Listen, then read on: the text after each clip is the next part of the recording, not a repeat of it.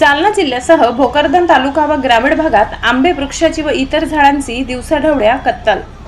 लाकूड माफियांची वन विभागाला चिरीमिरी देऊन चांगभलं।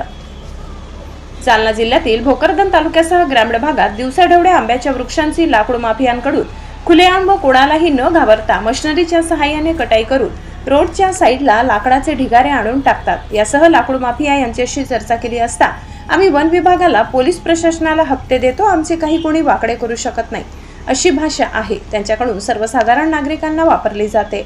या संदर्भात अनेक शेतकरी व निसर्गप्रेमी यांनी सांगितले की दिवसाढवळ्या आंब्याची व इतर वृक्षांची कत्तल खुलेआम सुरू आहे। वन विभाग याकडे डोळे मिटून बसल्याच्या स्थितीत असून यांच्यावर कोणत्याही प्रकारची कार्यवाही होताना दिसत नाही। झालीच तर लहान व्यापाऱ्यांवर व मोठ्या व्यापाऱ्यावर कारवाई होत नाही अशी चर्चा ग्रामीण भागात रंगत आहे। याबाबत वन विभाग, महसूल विभाग, पोलीस प्रशासन यांनी ही वृक्षतोड होणारी दिवसाढवळ्या अवैध आंब्याच्या झाडांची कत्तल थांबवावी अशी मागणी ग्रामीण भागातून होत आहे। या संदर्भात वन विभागाशी संपर्क केला असता कुठेही विनापरवाना वृक्षतोड दिसल्यावर त्यांच्यावर कारवाया करीत आहोत अशी माहिती अधिकाऱ्यांना दिली आहे। News reporter Hari Borade.